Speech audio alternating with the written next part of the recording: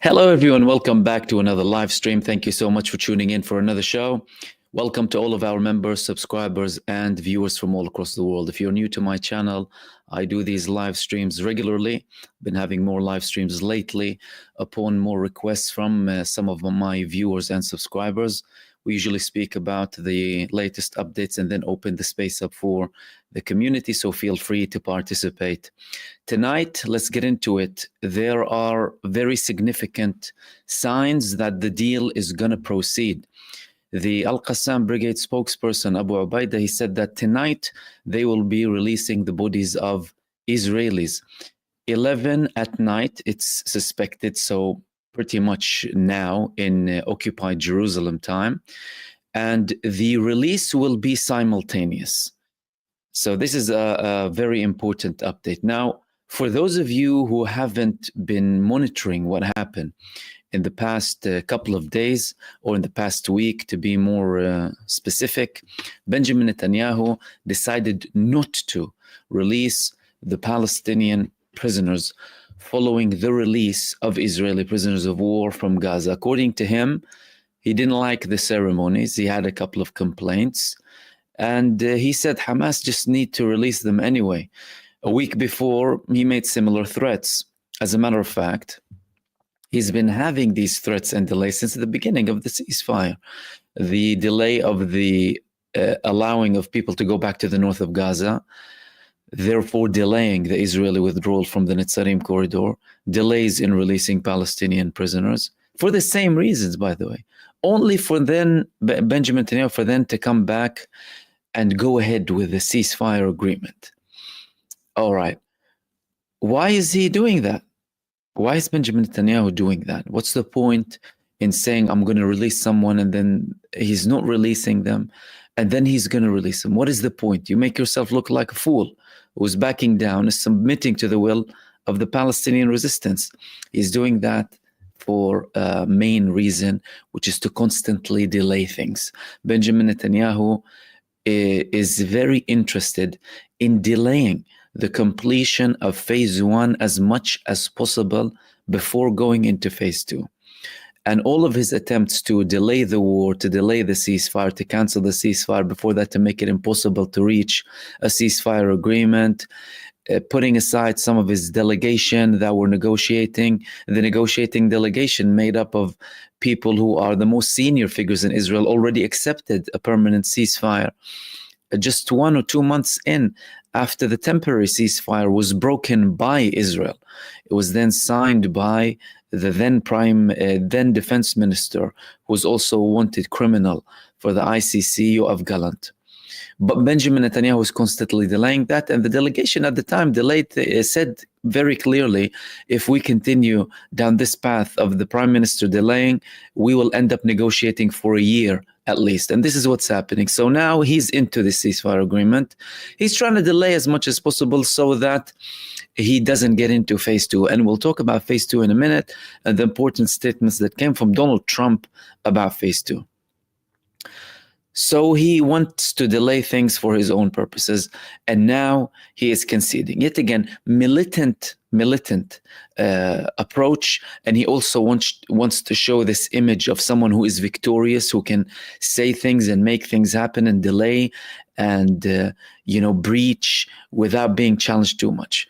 An image, but he eventually concedes. And now that's happening. But what that's making in return is making the deal more difficult for him and for Israel. Why? Because now all of a sudden the Palestinian resistance are refusing to release any Israeli unless Israel is releasing the Palestinians at the same time, and there's a joint room of the Palestinian resistance confirming that they are being released. And not only that, they're not releasing the bodies to Israel. The four bodies, who are going to be released tonight, are going to be released to Egypt. They're not going to be released to Israel. And the fact that they're going to go to Egypt before they go to Israel means that Egypt can potentially play a role in delaying handing these Israeli bodies if Israel does not comply. If Israel does not comply with the ceasefire agreement and they don't release the Palestinian prisoners. Now, another interesting thing is the negotiating delegation blamed Netanyahu again. They speak anonymously to the Israeli media and to other media too, sometimes American media, saying that this delay achieved nothing. But it did achieve something, which is making it more difficult, adding conditions from the Palestinian resistance on Israel. But they're saying it achieved nothing for the sake of Israel and the interest of Israel. To the contrary, it did the opposite. And they also said, the source said as well, what has happened is a delay of phase 2 negotiations. Again, confirming that Benjamin Netanyahu is interested in delaying going into phase 2. Second part of the negotiations. So the Palestinians, of course, from their side, they confirmed the prisoner office. 620 Palestinian prisoners will be released in the 7th batch of the free flood deal. They confirmed that that's going to happen tonight. And what are the indications that that's going to happen? Israel has already begun attacking the houses of the prisoners who are to be released. Why? To prevent any events of happiness or any shows of celebration. They want to ban people from being happy that their loved ones are being released. They're going there, intimidating, threatening, bullying the families. Sometimes they imprison people and beat them as well. And they tell them, oh, you can't be happy that your relatives are going to be released. And they also, on some of them, they seized some of their properties, by the way, because to them, oh no, they shouldn't have any property when they're released. So this is a confirmation that Israel will be releasing them this evening. However, without an event and without a ceremony. How is all of that seen by the American administration? And what is the role of the US administration now? And what is Donald Trump saying? These things are very important because, well, Benjamin Netanyahu did not get into the ceasefire agreement up until he had this famous call with Steve Witkoff, who told him, the hell that you're talking about, that we were talking about, includes Israel. But now there was a confirmation coming from Donald Trump, who is saying that, no, actually, we're going into phase 2. So he made a couple of important statements in the media that, no, phase 2 is going to go ahead, and it's up to Israel to do what it wants, to see what it needs to do. Israel needs to decide what it wants to do with this. But at the end of his statement, he said that phase A of the deal ends and phase 2 begins. He's saying that after he said the 4 bodies of hostages are arriving today, and he said that Hamas think they're doing us a favor by returning bodies. Clearly, he has this, he's really annoyed, Hamas really annoyed arrogant Trump and arrogant Netanyahu. And eventually he said, no, phase A ends and phase 2 begins. Okay. He's stating that as a fact. Donald Trump is not stating like, oh, we're going to see what happens and we're going to see what we're going to do. No, he's saying this as a fact. Phase 1 ends and phase 2 begins. That means that the United States administration, from this statement or from this slip, and of course, we need to see things being implemented on the ground, they've already decided that their next strategic move in the ceasefire is making it continue, not stop now. What are the other indications that they're interested in going to phase 2? Well, Steve Witkoff had similar statements that we're going into phase 2. The only thing that he said is, well, it's going to be a little bit difficult because, Israel wants Hamas to disarm, and they know that Hamas are tough on the negotiating table. And simultaneously had these threats of expelling the Palestinians from Gaza and other threats as well. Clearly not working, but clearly indicating that the United States administration wants to get into phase 2 of the ceasefire. What are the signs from Israel? Well, there are a couple of signs, but it gets tricky and complicated again because of Benjamin Netanyahu. The signs are as follows. Israel already sent a delegation before to Qatar to tell them that we are going to show them that we are going and beginning on phase 2. Israel showed interest in going into the phase 2 negotiations. Nothing in the Israeli media indicates in a very likely or very clear way that we're going into a full-scale war when phase 1 ends. But Benjamin Netanyahu did that deliberately. He deliberately keeps this lack of clarity, the shadow over everything, or all this doubt. Why? Because, well, he promised Smotrich that no, we're going into a war again when phase 1 ends, to keep him with him, hoping that as he managed to convince him to get into phase 1 of the ceasefire, whilst criticizing it and not resigning like Ben Gvir did, he can potentially buy himself a bit of time with him to come up with a formula that would convince him to remain in the government without Benjamin Netanyahu having to resort to asking the opposition to give him a safety network and for them to join the government. Why? Because they're more difficult. Benjamin Netanyahu, everyone tested him in Israel, and they know how he is as a person, how much of a psychopathic, selfish, self-engulfed individual he is, and psychopathic. So he doesn't want criticism. They will be criticizing him at one point. And even if they give him a safety net, they'll tell him we need to have elections, early elections at one point. We're not going to wait up until the actual date of elections in 2026. And therefore, Netanyahu wants to delay that.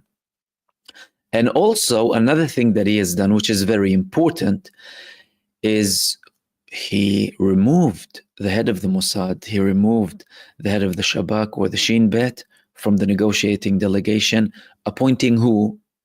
Ron Dermer. Why? Well, he previously banned the head of the Mossad and the head of the Shin Bet from going to negotiate. He made it impossible for them to reach an agreement. And in the majority of the cases that he sent them to negotiate, he sent them without authority. He sent them without the authority or power to reach a deal.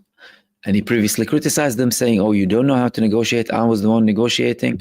I need to negotiate. I know how to deal with Hamas, and I need to have the ultimate decision. And he also sent his own office advisors with the negotiating delegation to make sure that they comply. So things have been tense between him and the head of the Mossad and the head of the Shabak from a while ago. And Ron Dermer is viewed as a person who is very close to Benjamin Netanyahu. As a matter of fact, people are saying that he might actually give him the position of the head of the Mossad. How long will that relationship last? We don't know, because Benjamin Netanyahu had many allies who were very strongly close to him, but they eventually left him because they found out who he really is. However, when it comes to the negotiations, what's more certain now is that Ron Dermer will play a bigger role in implementing what Benjamin Netanyahu wants, in the negotiations, which means he will be happy with the fact that he won't be getting the power to sign a deal, authorize a deal without Benjamin Netanyahu's consent, and he will do that in the timeline that is suitable for Benjamin Netanyahu. Not if all of a sudden there are certain developments or there are breakthroughs in phase 2, then Ron Dermer says fine, and then he signs it. No, he would need to go back to Benjamin Netanyahu. All of these things indicate or mean that phase 2, we're going into phase 2 by the looks of it. We by the looks of things and by the developments, we are looking into going into phase 2. But judging by all of this information, it looks like phase 2 will be more complicated, and there might be delays going into phase 2. And Israel will try and potentially stretch phase 1 for several weeks, maybe, up until they go into phase 2, again, to buy Benjamin Netanyahu time and try and get his issues with his close allies in the coalition sorted. He also has the budget approval issue, which is worrying him very much in Israel. But that will be causing problems. Now, is Benjamin Netanyahu anticipating these problems? And what are these problems? Well, these problems are, if phase one is extended, Hamas are highly unlikely to be releasing anyone. Hamas said phase two includes more release so long as Israel confirms ending the war and talking about the rebuilding of Gaza.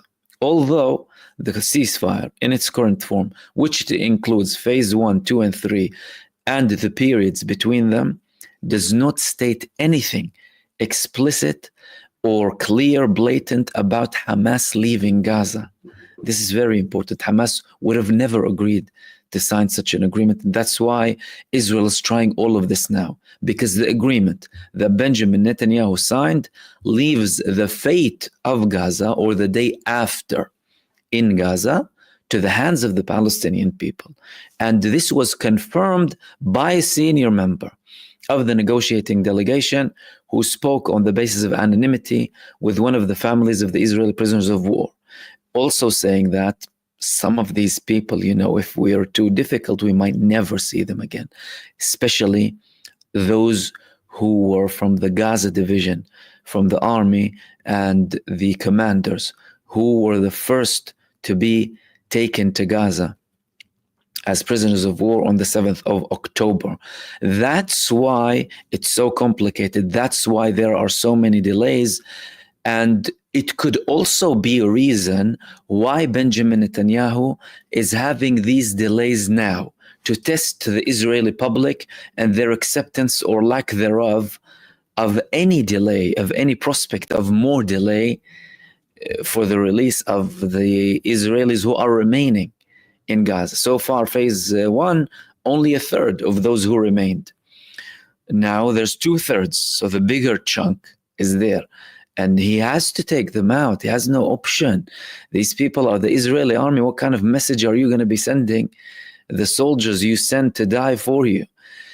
Without them going to neglect you if Hamas take you? He has to. Plus the pressure in the streets, the pressure of the families of the prisoners of war, political pressure, security pressure, and also global pressure, alongside the other elements, of course, primarily the resilience of the Palestinian people in Gaza and the resistance as well, and the other factors in the resistance fronts who applied pressure on Israel and attacked Israel during all of this time. Israel and the United States, both of them know that if they break the ceasefire, a front will automatically launch, and that's the front of Yemen. And no one should underestimate the front of Yemen. The front of Yemen made the biggest economic damage to Israel and to the genocide coalition, primarily the United States and Britain. And now that they know things are moving, including military and economy, everything is fine, for them to go back to square one only for the sake of Benjamin Netanyahu because he doesn't want to go to phase two, it would be very, very stupid, to say the least. Not that it wasn't stupid or abhorrent or whatever you want to say, with the fact that they were already supporting Israel and fighting the country that bravely stood up against this genocide entity. And these were the main things that I wanted to share with you. And I'll open the space up now for community participation or questions. Welcome again, everyone, and thank you so much for tuning in. And welcome to all of the new members. If you wouldn't mind highlighting any kind of questions or comments, that I will try and get to the majority of them in this live stream.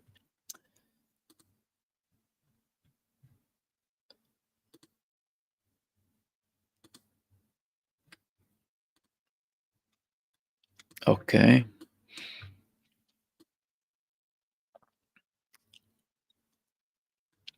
Mimi Goldman, thank you so much. Said keep up the great work. Thank you so much for your super. And also Josie Buzz, my pleasure. And Keith Prince, thank you very much for that. And I hope I don't miss anyone else. Jazz, welcome to membership too. Welcome, my friend. Who else do we have?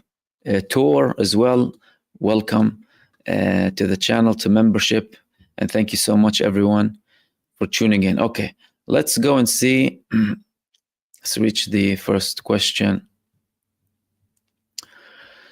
Try and go back to the beginning here, see if I missed something. And then we will go to the ones that you're posting now.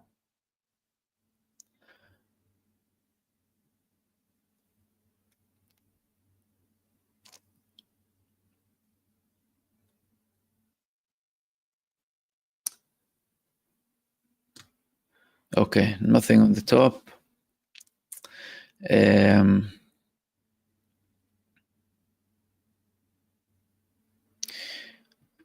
Let's see. Cupcake. In what ways the situation in Ukraine can influence the situation for Syria and Iran? Oh, that's very interesting. Well, to know that, we need to understand how all parties are linked with each other. So who stands with who in Ukraine, who stands with Russia, how are the situations? And it can be very confusing, by the way. And let me tell you why. Number one, let's start with Iran. Iran, a close ally of Russia, their strategic relationship with Russia has increased tremendously to a level where it reached their new strategic agreement. That was anything, it was just shy of declaring a defense pact. I mean, its contents included things that can easily be interpreted as a defense pact, but it was more thorough, more inclusive in other aspects to a defense pact, because it included things to do with governance, to do with the judiciary, to do with economy, and to do with security and defense and strategic military partnership. And that has been evident in the past, during the genocide in Gaza, of course, but before that, Iranian support for Russia in Ukraine, the drones, Russia returning the favor by sending them strategic weapons, strategic missiles. Reports confirmed from Iran that they have not only their own advanced air defense systems, but also Russian air defense systems, Russian equipment, Russian arms, and Russian radars, and the Su-35. There was a confirmation. It was in Iran. So all of that signals that Iran and Russia are strategic allies, including, of course, China. But let's talk about Russia and Iran, because the question is revolving about Russia and Iran. So undeniably, Russia is with Iran and Iran is with Russia. And that hasn't been the case before, by the way. Russia, as a matter of fact, was taking a position more towards Western interest in Iran before. People need to understand that at the beginning of the 2000s, that wasn't the case between Iran and Russia. However, these things developed. The more time went by and the more these two countries dealt with the arrogant US administration, Western administrations, and understanding their neo-colonialist nature and how they want to have this hegemony and control and dictate everything that other nations do. And both Russia and Iran have self-respect. Moving on to Syria and Russia and Ukraine. Before the collapse of Bashar al-Assad and after the collapse of Bashar al-Assad. Okay, so before the collapse of Bashar al-Assad, anyone or anything who is pro-Iran or pro-Russia from the main parties involved in the Syrian opposition was someone they constantly curse. They didn't care what they did for Palestine. They didn't look at, many of them didn't look at the greater geopolitical view. All they cared about is what Russia and Iran were doing in Syria. To them, they were cursing Iran and cursing Iran, cursing Russia, the Syrian opposition before the collapse of al-Assad. So they supported Ukraine. Some of them showed signs of support for Israel, some elements of them, to be very fair. Then anything to do with Russia being attacked or Iran being attacked was something that some elements in the Syrian opposition before celebrated. How is that now? And what's the situation like now? Well, clearly after the collapse of al-Assad, the way his government collapsed, the fact that the army retreated, the fact that Russia and Iran did not go and support them. Neither is Hezbollah, because they found out certain things and because they had clearly some coordination with the main parties involved, including Turkey and Russia. Turkey is, of course, a big player in Syria, and Russia too. Now, what people need to know also is that Syria, Russia, Turkey, Iran, and the Syrian opposition, so the previous Syrian administration and the Syrian opposition, Iran, Turkey, and Russia, they had a committee following the Astana understandings. The opposition, Al-Julani, HTS, Al-Shara, previously HTS, now the Syrian country, they had controlled parts of Idlib, and they were looking to have a deal with Bashar al-Assad. So time went by. The Russians and the Turks, they spoke with al-Assad. They told him, look, let's get this resolved before something happens. Because al-Assad and Iran knew that HTS at the time were preparing an offensive. But al-Assad denied, he was in denial of things going to happen. But all of a sudden we had this operation. When it began, Iran, Russia, and Turkey sat down together. Turkey told them, this is the situation. Iran, Hezbollah, and Russia decided not to participate and not to help Bashar al-Assad. Then things went ahead. No conflict between Iran and the Hezbollah or Russia. As a matter of fact, when the Syrian armed opposition forces reached Iranian-controlled bases, no one there, they allowed them safe exit. When they saw Hezbollah, they actually had communication with them. When they went to Latakia, they were next to the Russian bases, and nothing happened in terms of clashes. So what exactly happened? Your enemies of yesterday, all of a sudden, you are not attacking them, they're not attacking you. What does all of that indicate? That there was a deal. There was an understanding. If you can't see that, then you're delusional. Some people like to interpret things in a very way, looking at it from like a shell perspective, like a very tiny scope, tiny lens. But things were clearly more thorough than that. What is Syria's position? So Syria, in terms of Assad before, of course, Russia was there. Syria now, who were opposing Russia because of its support for al-Assad, which stopped and allowed this takeover from the opposition to Syria. What is the situation like with Russia now? Well, look at what happened.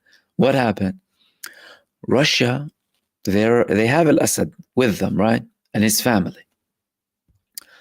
After his collapse, they were from the first countries who raised the new Syrian flag in the Syrian embassy, saying that, we're willing to talk.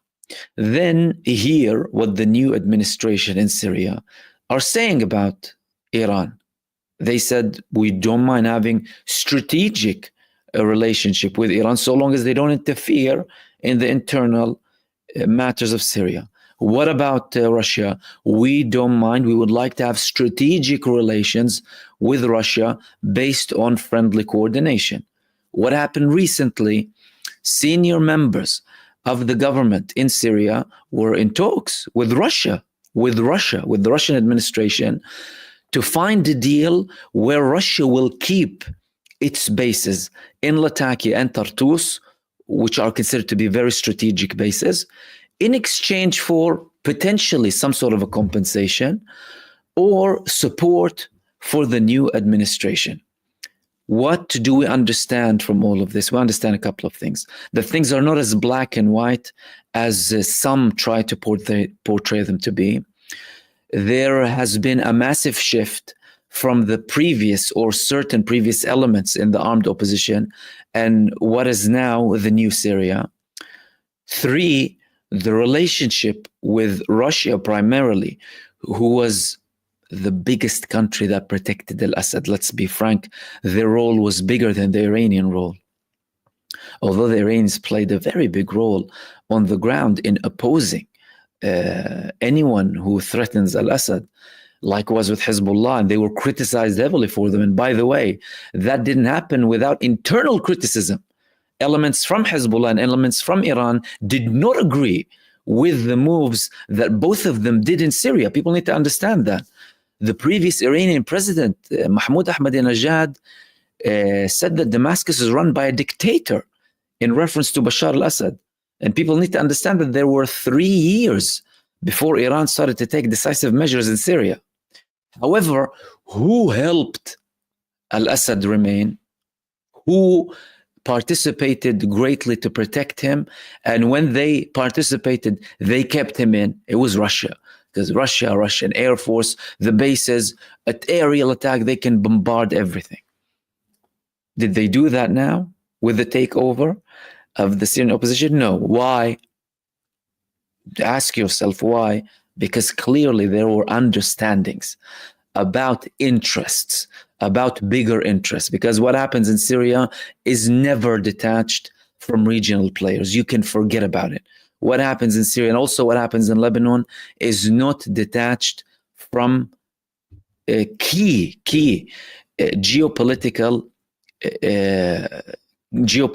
progresses on a regional scale and on an international scale too. We saw what Gaza did to the whole world.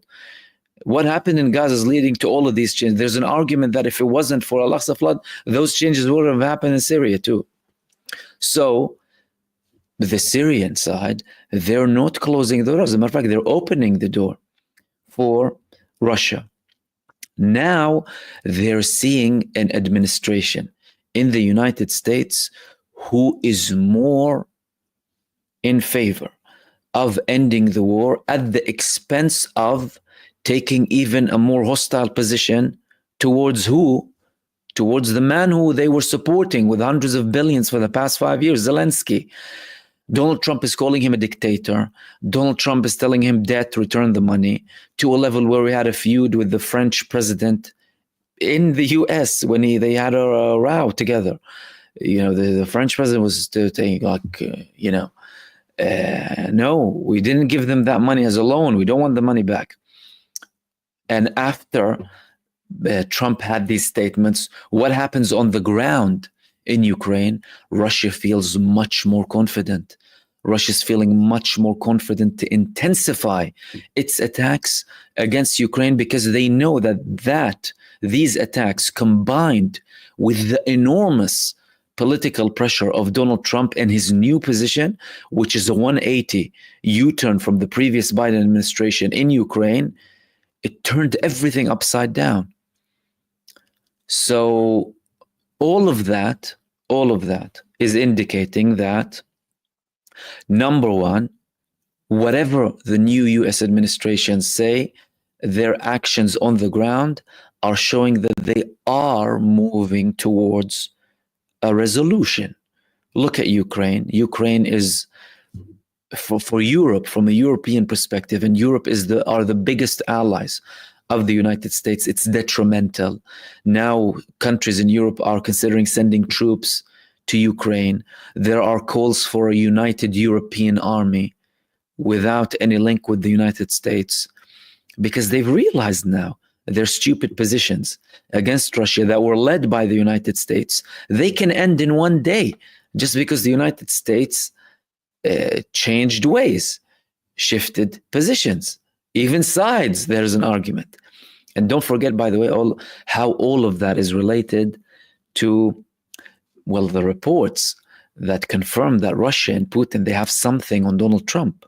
These things were circulating heavily before Donald Trump was elected in 2016. So there's no surprise that he's now taking these positions, because Donald Trump did nothing to harm Russia.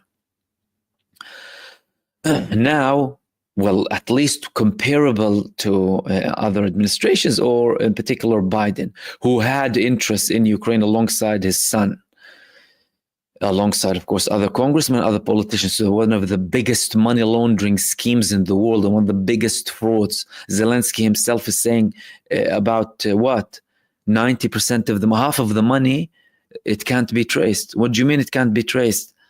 This is taxpayers' money from the populations, and I don't want to start talking about the populations who were supporting this, who supported this and sent you that money. That's not the government's money.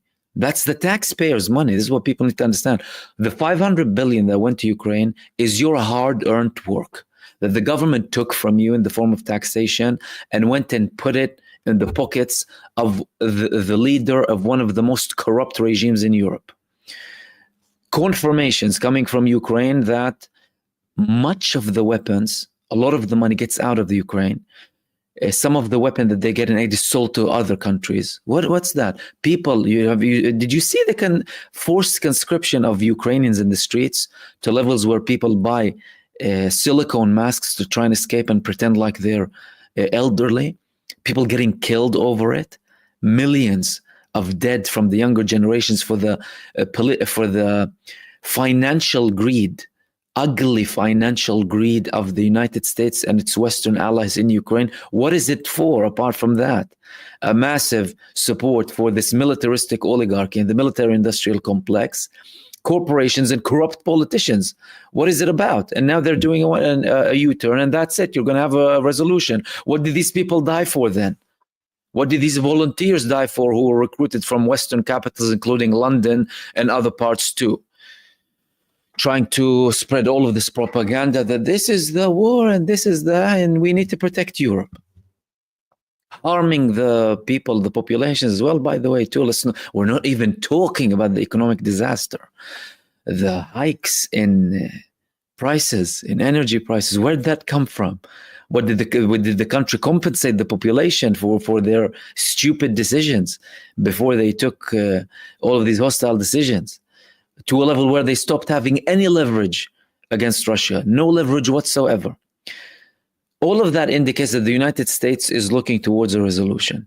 That will reflect in Syria, and that is looking like it's being reflected in Gaza and in Lebanon too. How? In Syria, he said, I'm not going to keep them in. Showed no objection for what Erdogan is doing. Turkey, in defiance of the United States, they're constantly getting more and more territories from the SDF, who are the main challenge.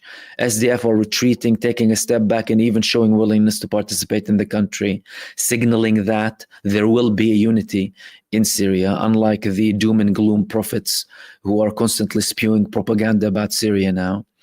Then in Gaza, well, like I said, Netanyahu is saying something, and and Trump is saying something, but on the ground, they're progressing with all of the breaches. Likewise in Lebanon, withdrawal, they remained in a couple of parts too. But there is one thing remaining here. That one thing is Israel.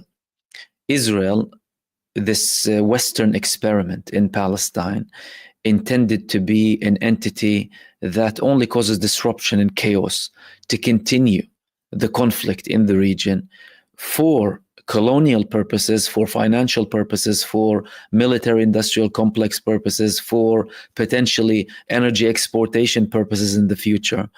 All of that, they're using that front, that experiment, to bark and potentially kill itself in the process. I mean, definitely killing itself in the process, including killing its population in the process for this experiment. And the population in Israel, they're buying it, as you know. Of course, yeah, we will. We're God's chosen people, and this is biblical. And all of these fantasies and pseudo-history and all of the propaganda that they're fed from a very young age. So that continues to be a problem. So it doesn't matter how much of a de-escalation we have, and it looks like by these progresses that we do have a de-escalation, there will be a problem. And what's that problem? That problem is Israel. So long as they exist as they are, they're a problem. Always will be. And if they collapse, listen to that, if they collapse, and the United States is already preparing for Israel to collapse, they've been preparing for Israel to collapse from a while ago. Look for the problems that are going to come from the United States.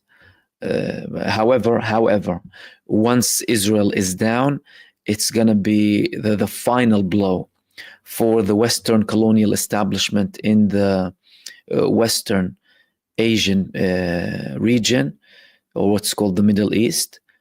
It would be very difficult for them to have a foothold again. And we could potentially not be talking about like something so big and massive and with many casualties. It will be fear driving them out, by the way. And thank you for that. Thank you for that question. And excessive force, do you think HTS will eventually hit Israel back if they keep bombing them like last night? For some reason, I don't think they will. I mean, number one, they showed lack of willingness. They said we're not interested in war. Syria is a country that has faced 15 years of war. I mean, so many parts of the country are like Gaza, but on a massive scale. You need to understand what happened in Syria. The fact that, there was like a temporary peaceful solution in 2019 or 2020 doesn't mean that Syria rebuilt itself. No. Economic disaster, political disaster, societal damage, healing the wounds, rebuilding, all of that. They don't need a war. And clearly that wasn't in their interest to go and have a war with Israel. So they're trying to contain it as much as possible. But the problem with that is, well, it shows weakness to your enemy and you'll get criticized if you're not having these firm statements. I want to solve things diplomatically, but these people are invading your territories. Now, there's a difference, by the way, between having a critical thinking towards that and looking at it from a comparison view. For example, like some of the people who are saying, oh, look, HTS are not responding to Israel because they're occupying parts of Syria. Where were you in the over 50 years that al-Assad and his father were not firing a bullet on occupied Golan Heights, which are 100 times bigger than the territory that Israel is occupying now in Syria? Were you telling them, oh no, why are you not attacking Israel, you traitors, you sold the Golan Heights? They weren't. But because they're fixated on what Israel is doing now, they're saying da. But apart from this argument, by the way, look at it from a physical, a material perspective. What are the strong points of Syria? What are the strong points of Israel? Let's be serious. Is Syria, or the new Syrian administration capable or have the strategic missiles against Israel? Even if they're not that capable militarily, do they have a strategic weapon that they can attack Israel with or force Israel with? My answer is they actually may have. How? On the ground. No, they don't have a lot of missiles. They have missiles, not to the levels of like Hezbollah or the Palestinian resistance, but they do have missiles. They have things to combat forces on the ground, but not the thing that they don't have in terms of strategic missiles is something that they will tell Israel, I'm going to keep pressing on you. For example, Hezbollah, their strategic missile with Israel was the drones and the missiles, mostly the drones. On the ground, if we're looking at from an aerial perspective, on the ground, they're anti-tank weapons, they're heat-guided missiles, the Cornets, right?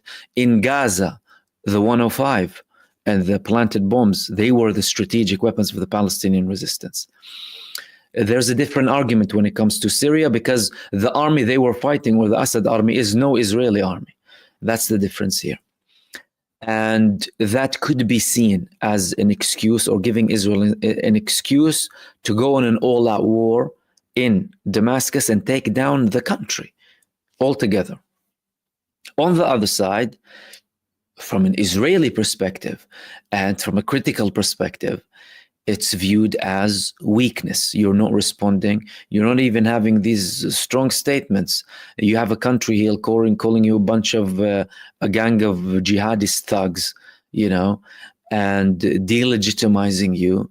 And all you're saying is, oh, I want diplomatic solutions. Do they believe? That's the question. Do they have a plan? Did they have a plan, for example, with Turkey to reach something to an extent, and potentially with other countries too, where they would have certain attempts up until they establish themselves and give Israel a deadline? Or are they just, is it just talk?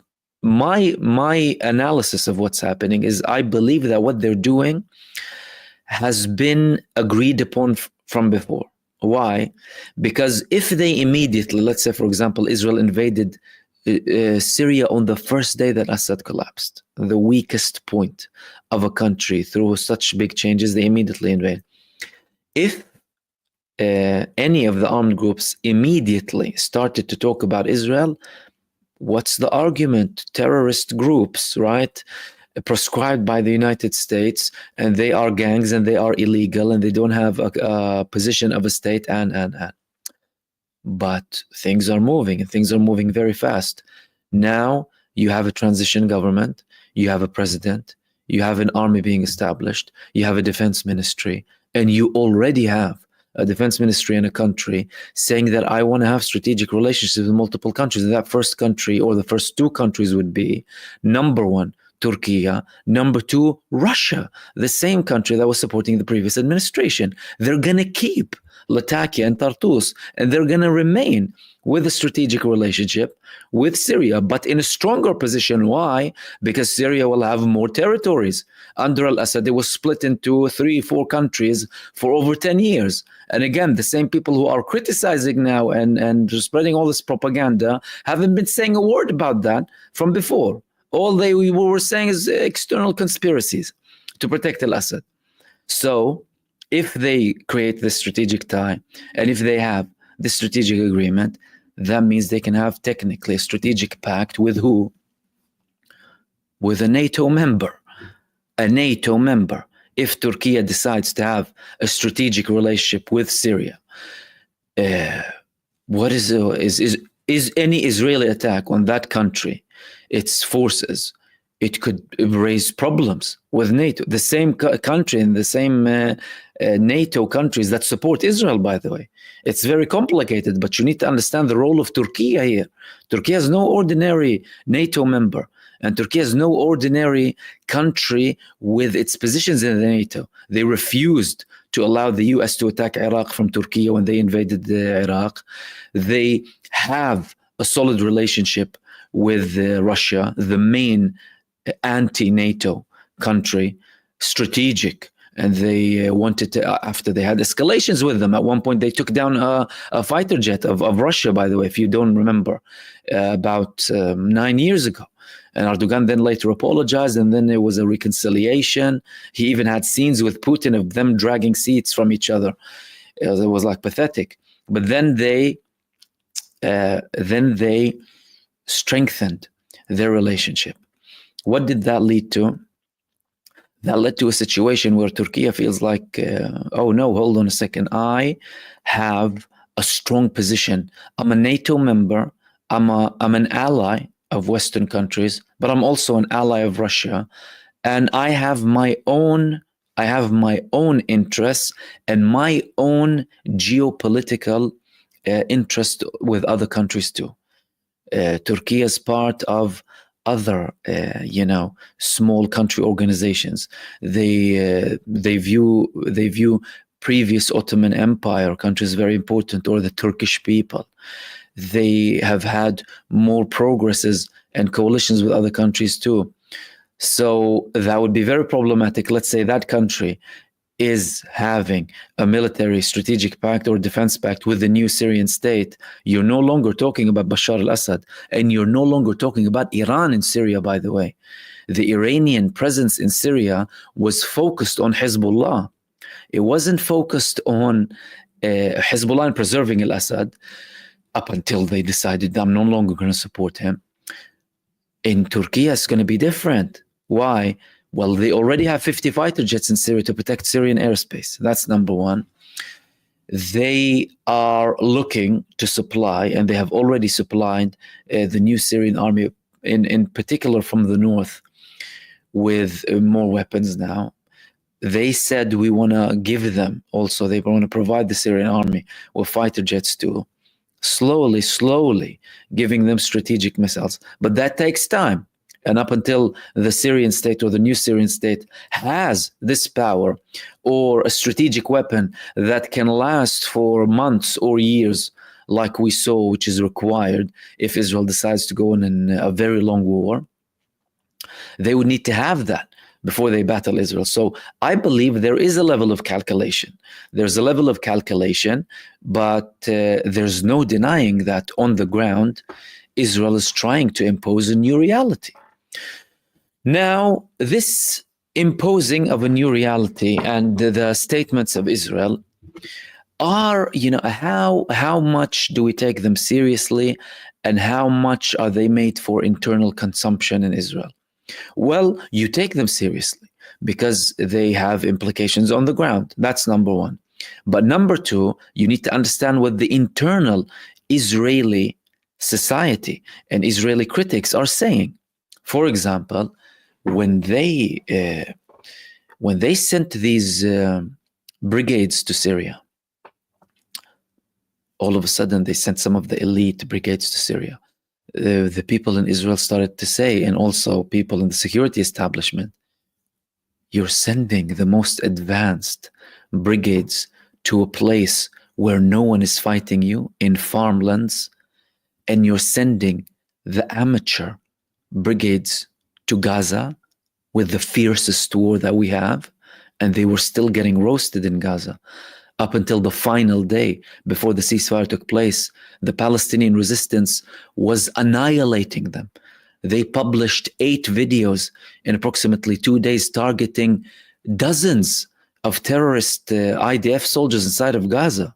So people in Israel, when they saw these elite or special units going to Lebanon, to Syria, they were like, so what are you sending them to have fun, and sending these young amateurs to go and die?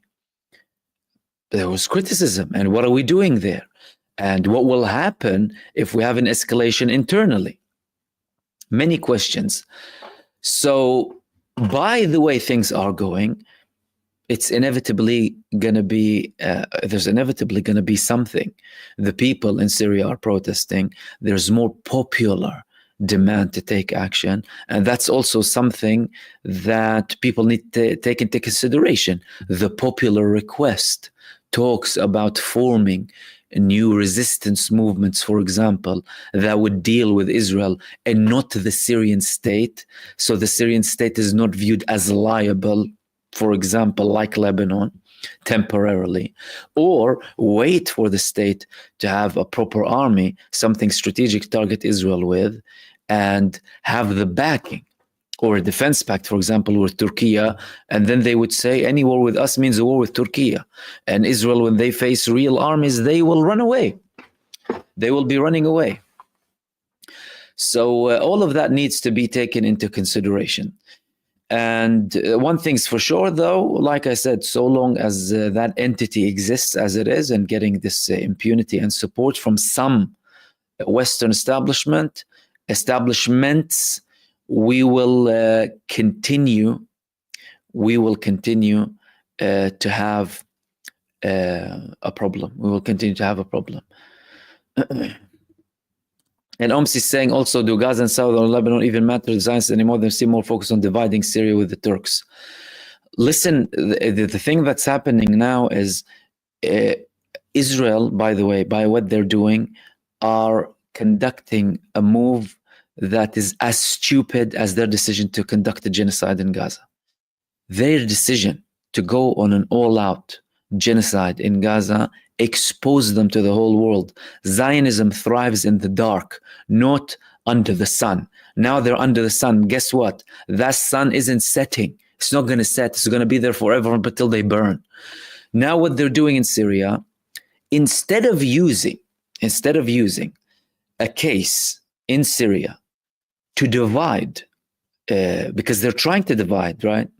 Instead of using this case in Syria to divide more between the people of Syria and Lebanon too, they know how much the new Syrian administration had feuds with Iran before and with Hezbollah. Although they started to talk about, we need a new era, we need to build new relationships, we need to forget about the past, we need to move on. Yes, some people are liable to be punished, but we need to build a better future. But Israel knows that. Instead of giving peaceful signs to Syria, they're giving hostile signs. All right. What are you doing exactly? What they're doing is showing everyone, including previous arch enemies in Syria, who are previously how the opposition was with Iran, Hezbollah particularly, and Russia. And we're seeing how that development is happening now, and certain reconciliations, a different tone, different understanding, even a different tone from Hezbollah themselves. And of course, Russia. Iran has more different tones too, to an extent. Some figures are still very anti the new government in Syria. But what Israel is doing is, well, it's uniting everyone. It's saying, I have a common enemy. So whether you are supporting al-Assad or you don't support these people, and whether you support Hezbollah or not, and whether you care about Palestine or Gaza, or if you don't care about anything, I am proving to the whole world that I'm the biggest problem.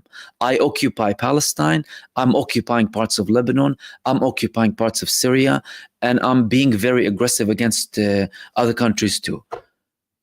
Picking with Egypt, picking with Jordan, picking with Saudi Arabia. What are they doing? They are showing everyone that I am the problem, focus on me. And that's where the Arab leaders should, leaders of anywhere, leaders in Lebanon, leaders in Syria, leaders in Jordan, all of them need to have a solid new approach. You have your problems, you put these problems aside, you focus on the main problem and unite yourselves on that main problem. And that main problem in that region is called Israel. Get rid of that problem, and any problems between yourselves, they are problems that can be resolved. Because guess what? The fate of the people are to be together, despite all of the differences, despite the history and despite the problems and the wars. But there's someone constantly causing more problems, and that side is Israel. If they don't have that approach, they will constantly face the same problem, if not even more problems, by the way. Do you think that the Zionist greed ends in Syria and in Lebanon? No, that Zionist greed extends to Saudi Arabian territories, parts of Iraq, Jordan, and Egypt. Everyone needs to understand that. So the quicker that happens, the better it would be. And we can see an indication in the coming Arab summit. We will understand if the Arab leaders are the same Arab leaders as before, going to a summit just to have lunch and sleep and go back, or are they going to be actually moving towards making a solid decision? Because guess what? What happened on the 7th of October showed that a fraction, a very small number of people who are brave enough to stand for this paper tiger called Israel can destroy it. The genocide soldiers, the Gaza division, they were running away like rats when they were faced with men coming to them. Everyone should learn a lesson from that. And all of the genocide and bombardment and destruction of Gaza was intended to cover up that military failure and military humiliation of a whole division in the Israeli army being taken down in 2 hours, with many of them being taken as prisoners of war in Gaza. The Arabs should understand, the Arab states, are you going to sit there and wait, watching, and wait for the moment where your real enemy surprises you? Or are you going to take that initiative and actually surprise them and shock them maybe at one point and stop waiting, because you all know that you're next in line? There are very important questions that the Arab leaders need to consider, regardless of their differences, and regardless of their internal differences, and regardless of their internal feuds and internal history, as bloody as it was, by the way. And thank you for that. And Edis as well, thank you for you, super much appreciated. And Gulliborg is saying, do you think the genocide cartel will hit Iran soon? I think no, personally. I don't think they will hit Iran. Listen, if you have been watching the news since 2005 or even before that, after the invasion of Iraq, what was the new Middle East plan of the United States? Several countries, Iran was one of them. Then the United States made its barking dog in the Middle East, Israel, bark at Iran for years. Then when there were certain de-escalations, that rabid psychopathic dog stopped barking. But there have been threats to attack Iran for 2 decades.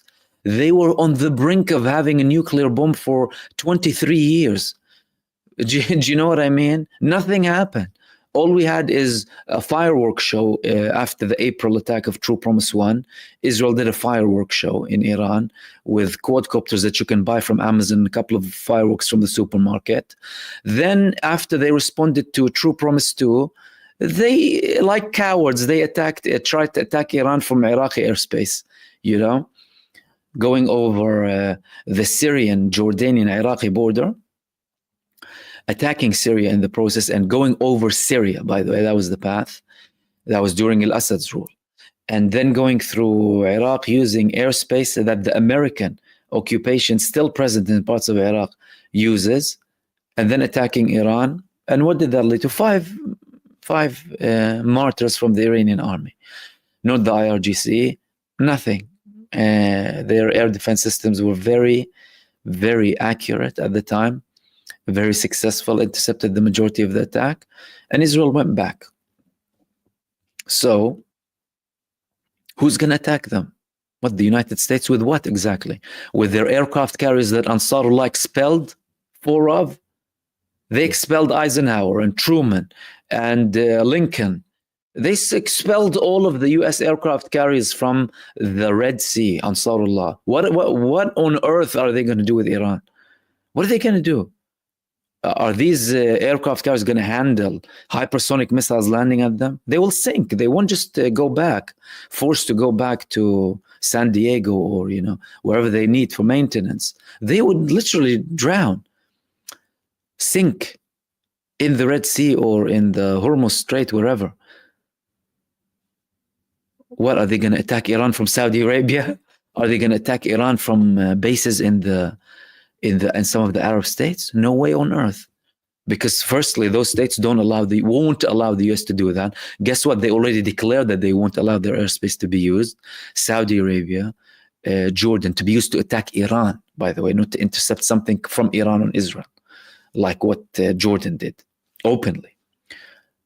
UAE said the same thing. What are they going to do?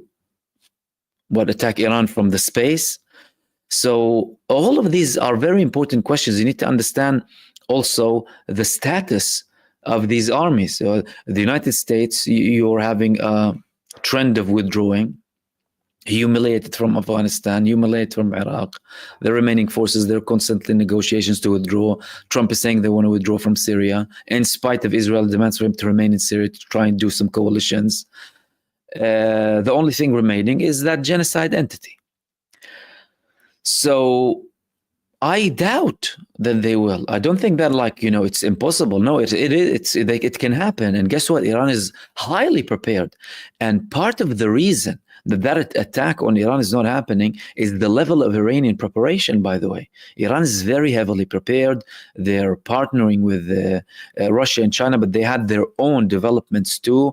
Iran used the sanctions to their own favor, and they improved so much. And also, what, they want to attack the nuclear sites? Iran has batteries all across, air defense batteries and missiles surrounding all of their nuclear sites and surrounding all of Iran, alongside strategic and hypersonic missiles too. That's number one. Number two, their main important nuclear facilities are hundreds of meters under the ground. The weapon that can penetrate the most can penetrate probably 60 meters from the United States. So the most effective thing they can do against the Iranian nuclear facilities, these are the ones they know of, by the way, they don't know all of them, is attack the openings of the nuclear facilities in the mountains. And then Iran will simply open them again. However, Iran is prepared for that. And I think any attack on them will be a very grave mistake.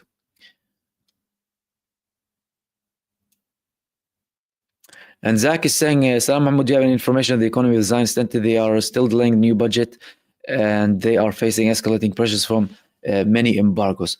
Well, the genocide in Gaza destroyed their economy. Of course, the internal war, the expenses on the war.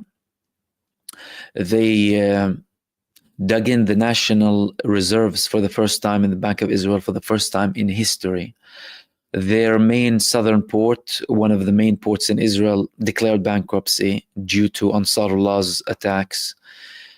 and or embargo on the genocidal entity.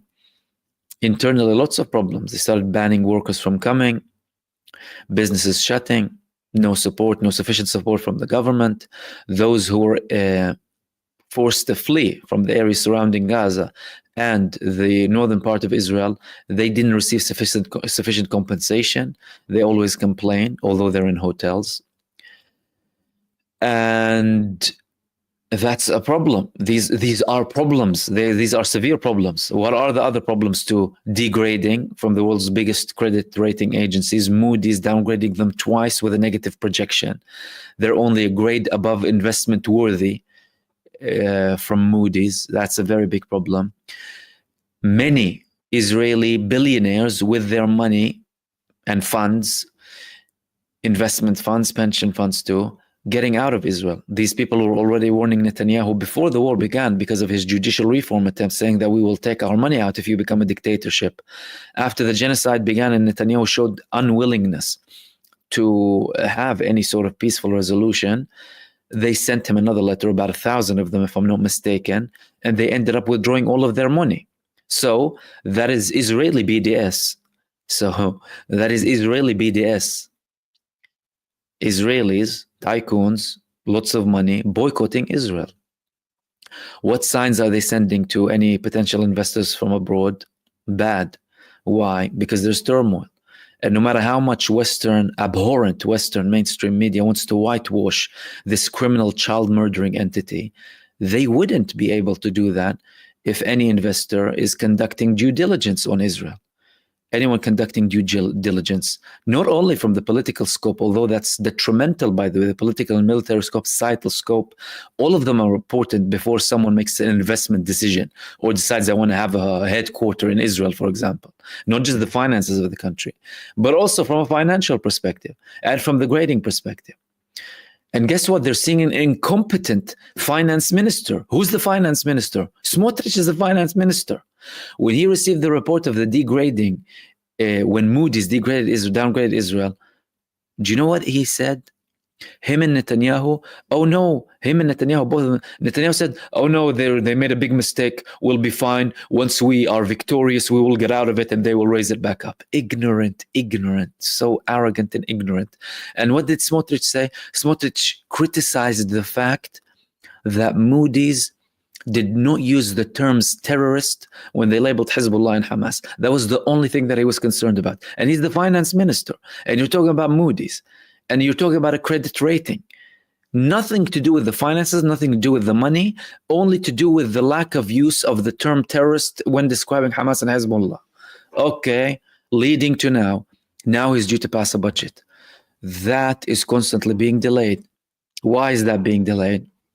It's being delayed because if he approves the budget for the Orthodox Jews in his coalition, who are there primarily for their interests, and the Haredi community, then that's going to be like a stab in the heart of everyone who went and fought in Gaza. Why? Because he won't be imposing conscription on them and still giving them money. The government tried to delay funds, delay support, to try and apply pressure on them to go ahead. Netanyahu always found different routes to compensate, to not enforce conscription. Then there was a Supreme Court order. You are forced to impose conscription on them. And you need to, within a short period of time, it was described at the time, recruit 17,000 from the Orthodox community. He didn't. Why? Because it doesn't matter if you have a judicial reform, so long as there is no enforcement from the people in power, that won't be enforced. And they're relying on him. Now everyone is waiting for the magic formula. What is he going to do to please both those who are calling to conscript, to enforce conscription on the Orthodox, and those who are saying, the Orthodox themselves, saying, no way on earth, give us our money, otherwise we'll get out of the government. We got in this government for our interests, for the money. So don't tell us you're going to enforce conscription. Now, if he starts to take actual measures, and sometimes Israel tried to have some sort of enforcement, they were met with resistance from hell from these communities. They stop the streets, they will die. They always tell them, we'll die and not go against the Torah. We will die and we won't serve.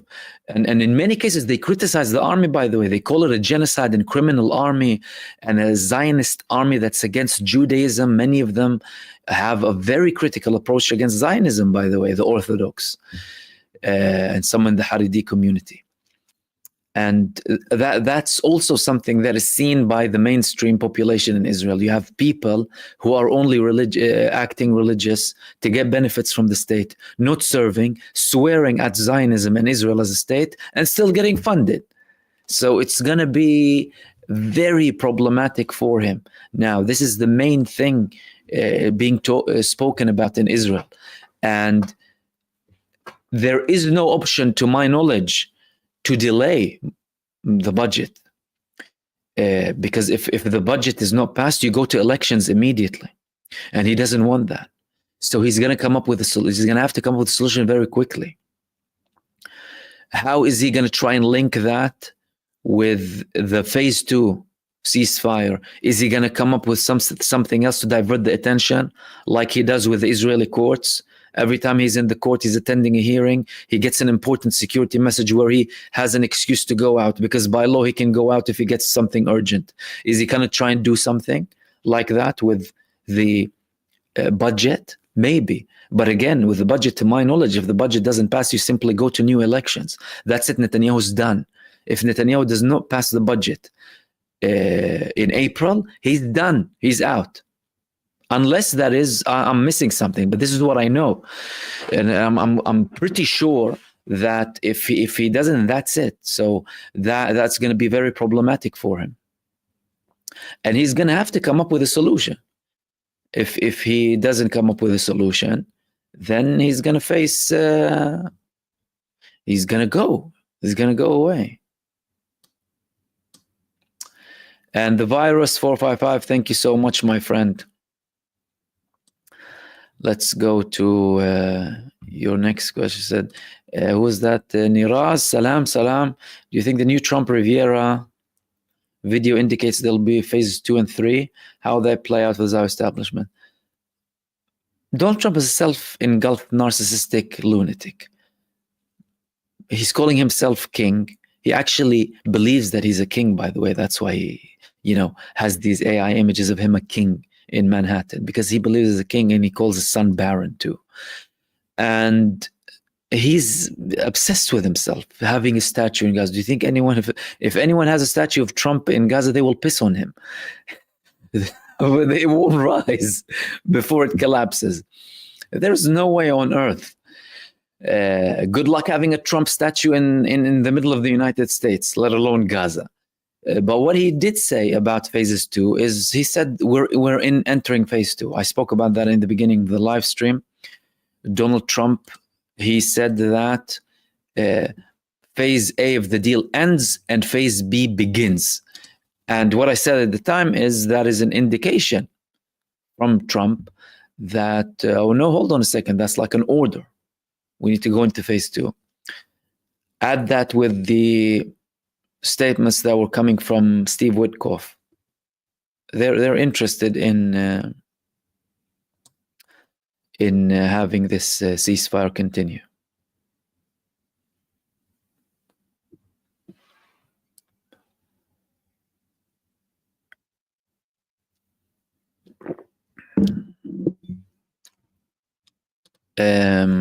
Tor Mahmoud seen from above.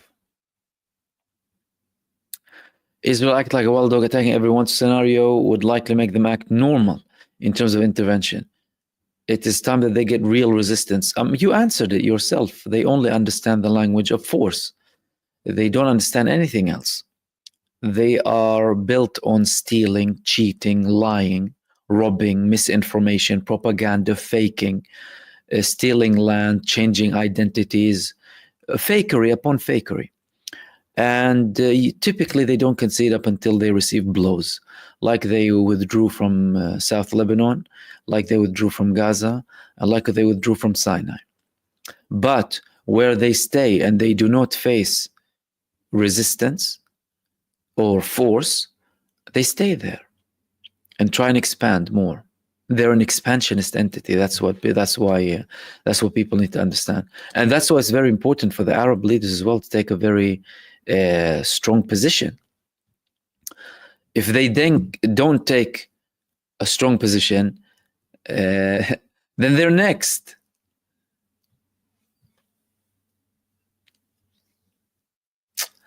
Tamara was saying, any update or claim of responsibility of the drone intercepted in the Golan Heights? Yeah, Israel said eventually there was another update after I spoke about this yesterday. Israel said, oh no, actually that was false identification. So, and they said that. And who are we to argue, of course? So they said there was a false interception. Is it real? Is it not? These people are censoring so much information. There's censorship and suppression in Israel. So we don't know. Very shady. And the fact that was simultaneous with the speech of Ashara at the time with the National Dialogue Conference. Israel, attacking later on, showing still who's boss in Syria, or trying to show who's boss.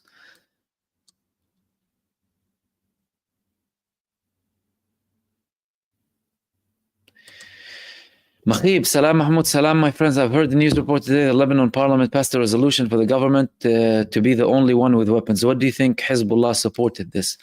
I actually haven't seen this. Let me have a look.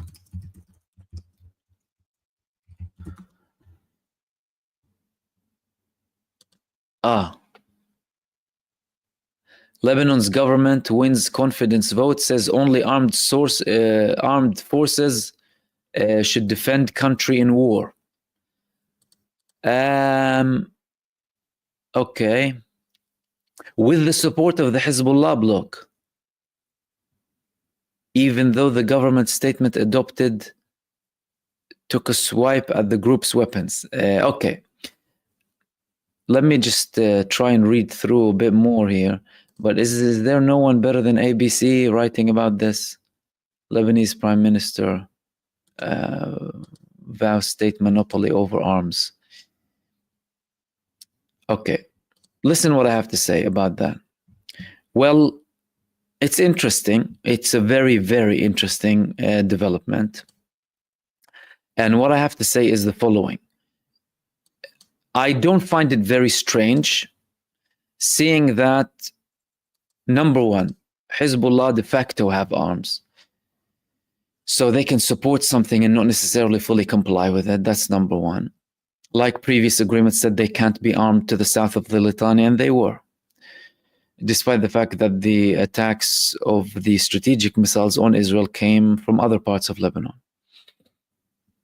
There were suggestions in Lebanon in the past 3 months after the ceasefire took effect, that even from Hezbollah at one point, who said, we shouldn't be the ones bearing responsibility always for the attacks of Israel, should be the state. All right.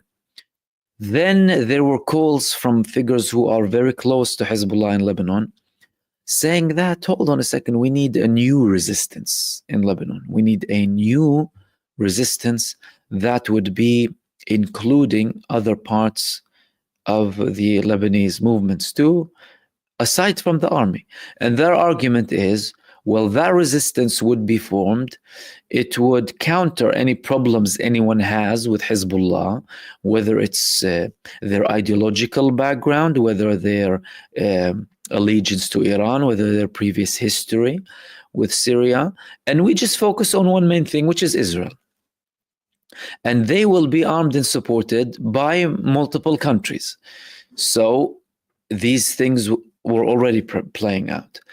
Another thing that can happen here is, well, Hezbollah telling the state, seeing as we are supportive of this measure, show us, state, because listen, between passing a legislation and things being implemented on the ground, there's a very big gap.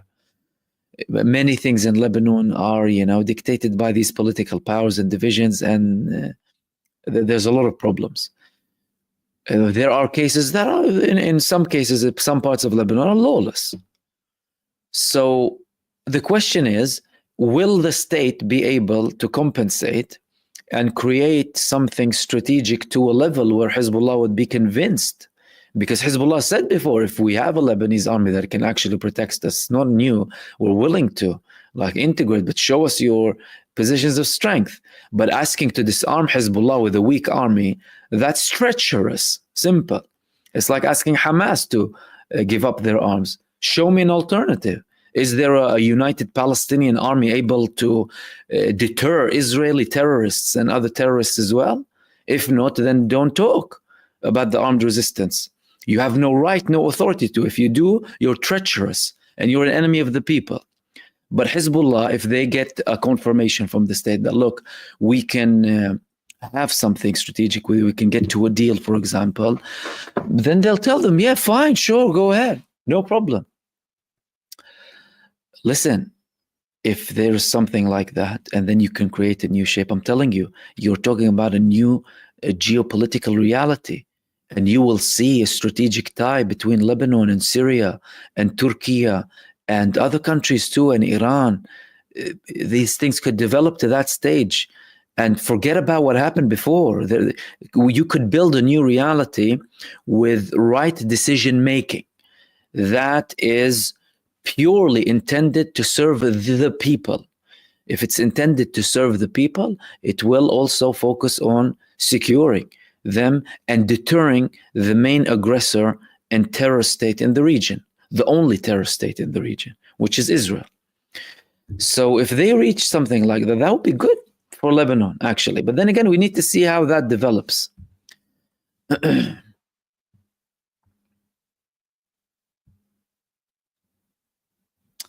And HS as well, thank you. Much appreciated.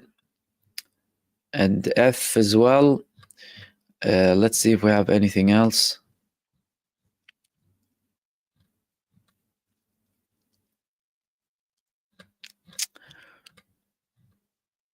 Okay, let's go to the bottom. No, we'll... Okay, I'll take this one from Jara Kids TV. Said, Salam Mahmoud, do you think the resistance to the West Bank will be as harsh or harsher for Milikovsky if once it starts? I feel they too have prepared for a long time.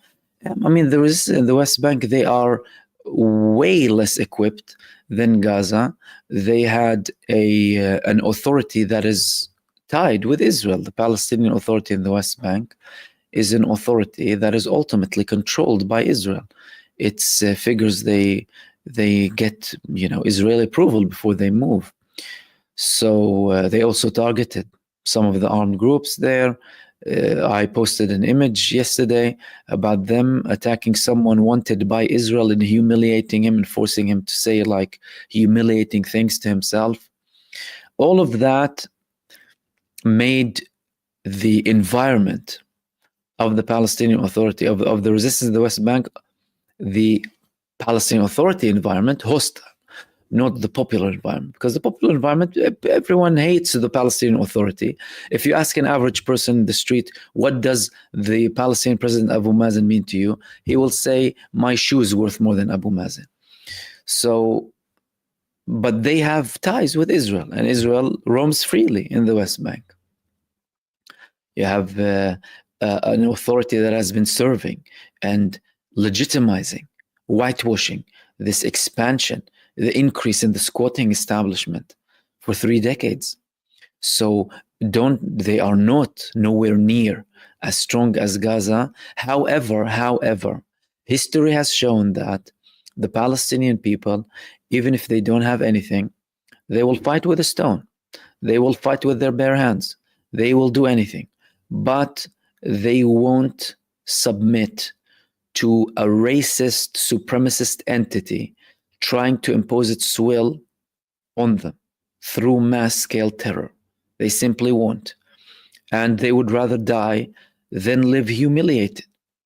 And Israel constantly tries to humiliate them and have this aggression against them and checkpoints and make life hell and destroy homes and crops and fill water wells with cement abusing, killing, kidnapping, administrative detention.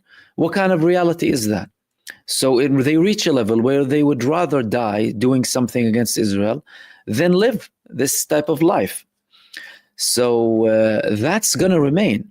It doesn't matter how many blows. And by the way, but judging by how things were in the past several months in the West Bank, I mean, it was surprising. It was really surprising the level that they had against Israel. The level Israel made many operations in the West Bank. And the fact that they are still able to do that is very, very significant.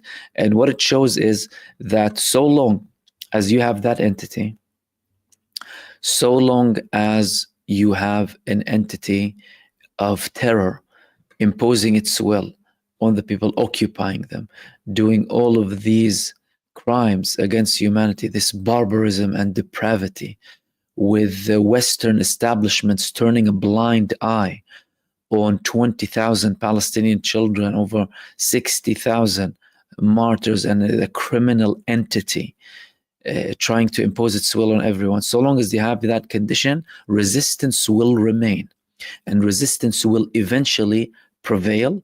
And when they prevail, it will happen quicker than anyone expects.